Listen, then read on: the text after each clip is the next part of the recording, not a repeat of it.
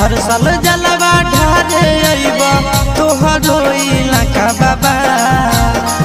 गोरखी से भिराई दह टाका बाबा तोरा चिलम चढ़ाई द पाका बाबा गोरखी से भिराई दह टाका बाबा तोरा चिलम चढ़ाई द पाका बाबा हर साल जलवा ढारे अइबा तोहरो इलाका बाबा हर साल जलवा ढारे अइबा तोहरो इलाका बाबा गोरखी से भिराई दह टाका बाबा तोरा चिलम चढ़ाई द पाका बाबा